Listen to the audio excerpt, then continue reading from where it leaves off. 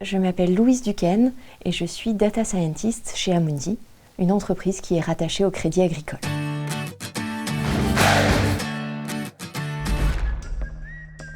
Aujourd'hui, j'exerce le métier de Data Scientist, dont le but est d'exploiter des données pour prendre des décisions stratégiques. Par exemple, dans le cadre d'un fournisseur d'électricité, on peut utiliser une équipe de Data Scientist pour déterminer les fluctuations de la consommation d'électricité et adapter la production en fonction. J'ai suivi une filière scientifique au lycée, puis j'ai fait une prépa ingénieur et j'ai intégré une école d'ingénieur, puis j'ai commencé à travailler en finance en Angleterre. Alors une journée type commence en général par le suivi de la production. On a des analyses, des indicateurs qui tournent chaque nuit. Donc il faut s'assurer le matin que tout a bien tourné. Et puis ensuite, dans la journée, on va travailler soit sur des projets de recherche, soit sur des demandes qui viennent de nos clients. Et souvent c'est un équilibre entre les deux. Donc je vais alterner entre des réunions avec mes équipes et puis ensuite je peux faire une réunion au téléphone avec un client ou sur site. Une des parties que j'aime le plus dans mon métier, ça va être de traduire une problématique en formule mathématique.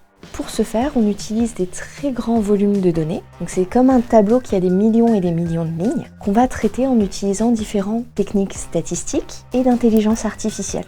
Et enfin, il y a la présentation des conclusions au management ou aux clients.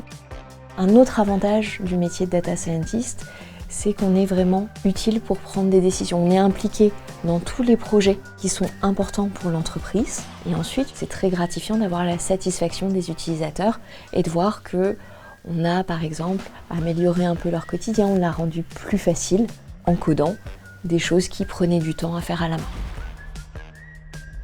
Les aspects négatifs du métier, c'est que ça reste un métier de recherche. Donc, on sait en commençant ce que l'on veut trouver, mais on n'est pas sûr d'y arriver. Parfois, on ne va pas disposer de la bonne donnée, on ne va pas la traiter de la bonne façon. Ça m'est déjà arrivé, par exemple, dans mon premier emploi, de travailler sur un sujet et de revenir bredouille. Mais par contre, ce qui a été sympa, c'est que quelques années plus tard, j'ai pu réutiliser ce que j'avais fait pour un autre projet et là, ça a été utile. Pour le métier de data scientist, il y a globalement deux voies. Une première qui est l'expertise, c'est-à-dire qu'on va se spécialiser et devenir la personne de référence sur un sujet donné. Ou alors, une deuxième voie possible, c'est celle du management. C'est celle que j'ai choisie et maintenant je suis responsable d'une équipe de développeurs et de data scientists.